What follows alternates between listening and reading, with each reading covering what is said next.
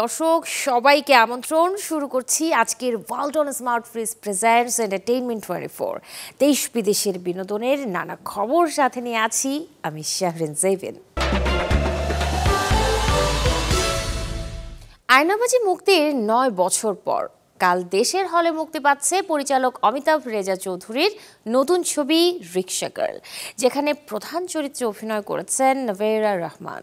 নির্মাতা ও অভিনয় শিল্পীর মতে সপরিবারে দেখার মতোই সিনেমা রিকশা গার্ল। শিল্পমনা নাইমা পছন্দ করে ছবি আঁকতে, কিন্তু দরিদ্র সংসারে একমাত্র উপার্জনক্ষম বাবা হঠাৎ অসুস্থ হলে স্রোতের বিপরীতে শুরু হয় তার লড়াই। উপায়ন্তর না পেয়ে রিকশা নিয়ে রাস্তায় বের হয় নাইমা। মা, তোর ছবি আঁকাটা ছাড়িস না। এমনই গল্পে শুক্রবার দেশের প্রেক্ষাগৃহে মুক্তি পাচ্ছে অমিতাভ রেজা পরিচালিত দ্বিতীয় ছবি রিকশা গার্ল। ছবিতে নাম ভূমিকায় অভিনয় করেছেন নভেরা রহমান। নিজের অভিষেক সিনেমা নিয়ে বেশ উচ্ছ্বসিত এই অভিনেত্রী। আমি অনেক নার্ভাস, আমি আমার সব কাজেই নার্ভাস থাকি। আমি আমার নিজের ক্রিটিসিজম বেশি করি। আসলে আমার প্রথম বড় মাপের কাজ লিড অ্যাক্টর হিসেবে, তো এটা নিয়ে একটু নার্ভাস আছি, দেখি মানুষের কেমন লাগে। রিকশা চিত্রের কল্পনাপ্রবণ জগৎকে নাইমার শিল্পী সত্তার মাধ্যমে বাস্তবতার সঙ্গে মিশিয়ে গভীরভাবে পর্দায় ফুটিয়ে তুলেছেন নির্মাতা। তাই প্রেক্ষাগৃহে সপরিবারে ছবিটি দেখলে দর্শকদের ভালো লাগবে বলে বিশ্বাস নির্মাতার। ছেলেমেয়েরা অর্থাৎ কিশোর কিশোরীরা দেখতে আসবে প্রচুর পরিমাণের।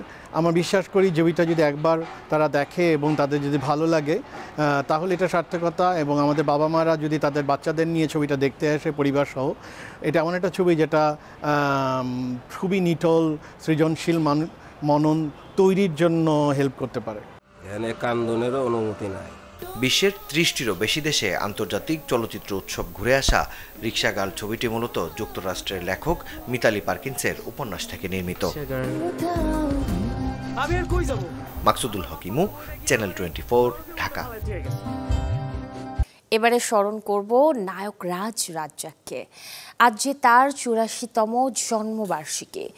চলচ্চিত্রের শিল্পী নির্মাতাদের মতে এই কিংবদন্তির প্রস্থানে যে শূন্যতা তৈরি হয়েছে ঢাকায় সিনেমায়, তা কখনোই পূরণ হবার নয়।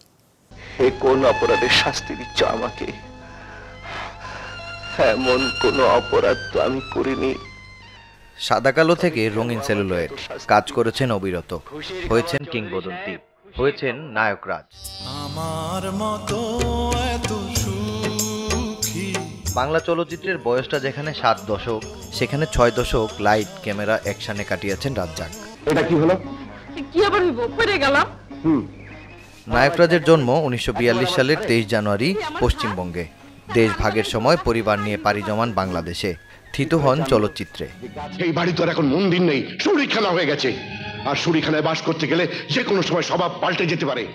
বেহুলায় ভেসে অভিনয়ের যে যাত্রাটা শুরু হয়েছিল তা থেমেছে। বাংলা উর্দু মিলিয়ে কাজ করেছেন 3 শতাধিক সিনেমায়।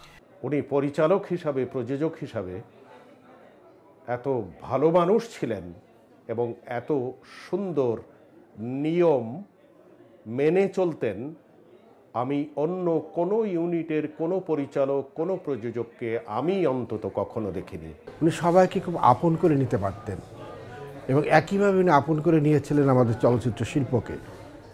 আমাদের চলচ্চিত্র শিল্প যখনই কোনো ক্রাইসিসে পড়েছে, যখনই কোনো একটি সিদ্ধান্তহীনতায় ভুগেছে, তখনই আমরা শরণাপন্ন হয়েছি রাজ্জাক সাহেবের।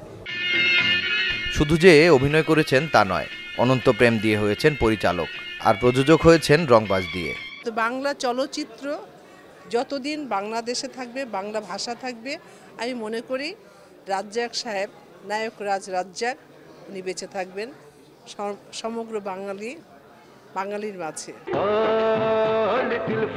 বেঁচে থাকলে আজ এই কিংবদন্তি উদযাপন করতেন জীবনের 83তম জন্মদিন।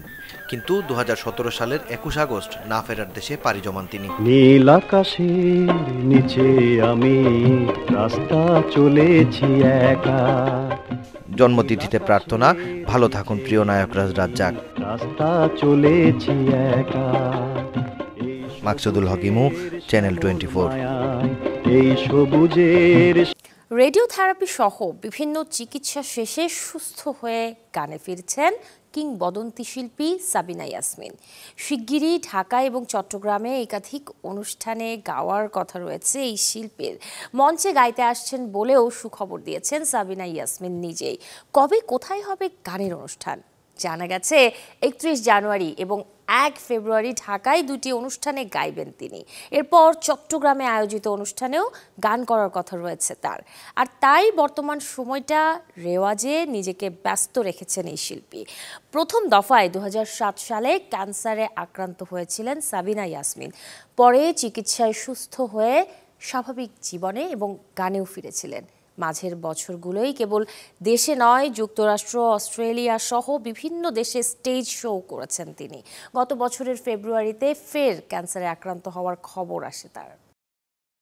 শোবিজে যখন শোনা যায় শিল্পী সংকট, ঠিক সেই সময়ে নতুন মুখ খোঁজার রিয়েলিটি শো নিয়ে আসছে দীপ্ত টেলিভিশন। দীপ্ত স্টার হান্ট নামে যে আয়োজনে শোবিজে পাবে এক ঝাঁক নতুন শিল্পী।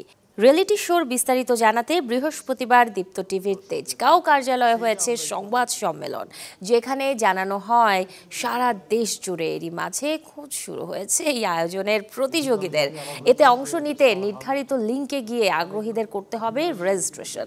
এছাড়াও পুরো আয়োজনে চলচ্চিত্র ও শোবিজের গুরুত্বপূর্ণ মানুষদের নেয়া অডিশন, ওয়ার্কশপ ও বিভিন্ন রকম অ্যাসাইনমেন্টের মাধ্যমে যাচাই বাছাই করেই চূড়ান্ত হবে বিজয়ী। সংবাদ সম্মেলনে উপস্থিত ছিলেন দীপ্ত স্টার হান্ট আয়োজনের প্রধান বিচারক অভিনেতা তারিক আনাম খান, চলচ্চিত্র পরিচালক শিহাব শাহিন, দীপ্ত টিভির CEO Tasnuva Ahmed Tina, project supervisor Tanvir Khan এবং নির্বাহী প্রযোজক সাইফুর রহমান সুজন সহ আরও অনেকে। শুক্রবার নতুন ছবি নিয়ে ক্যারিয়ারের মোড় ঘোরানোর অপেক্ষায় অক্ষয় কুমার। সন্দীপ কেওলানি ও অভিষেক অনিল কাপুরের যৌথ পরিচালনায় মুক্তি পাবে তার ছবি স্কাইফোর্স। এদিন জি5-এ নতুন সিনেমা নিয়ে হাজির হবেন আহমদ খান।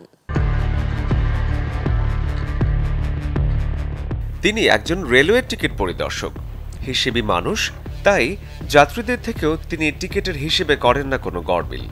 ঘটনা যাই হোক, নিজের ভাগের একটি পয়সাও বেহিসেবে খোয়াতে রাজি নন বলিউড অভিনেতা আহমদ খান।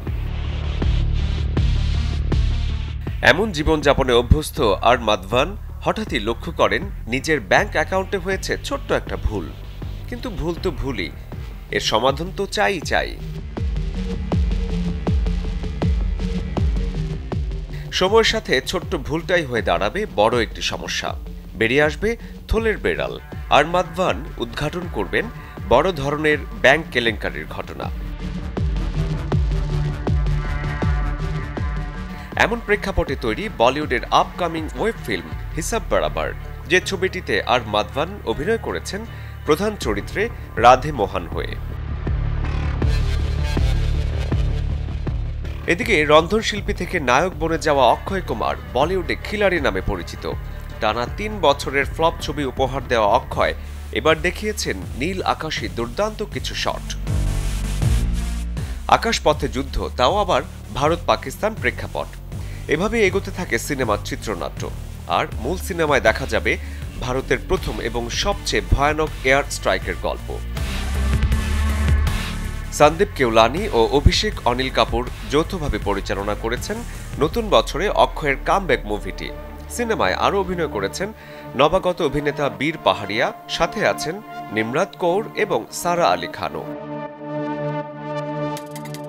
অক্ষয়ের সিনেমা প্রেক্ষাগৃহে মুক্তি পাবে, আর ওয়েব ফিল্ম হিসাব বরাবর দর্শকদের জন্য স্ট্রিমিং হবে একই তারিখে 24 জানুয়ারি।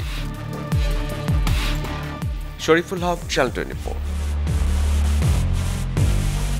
দর্শক, এই ছিল আজকের Walton smart fridge presents entertainment 24-এর আয়োজনে। বিনোদনের সব খবর জানতে ভিজিট করুন আমাদের ফেসবুক পেজ এবং ইউটিউব চ্যানেলে। আসছে রবিবার ঠিক একই সময়ে আবারও দেখা হবে। সেই পর্যন্ত সবাই ভালো থাকুন, চ্যানেল 24-এর সাথেই থাকুন।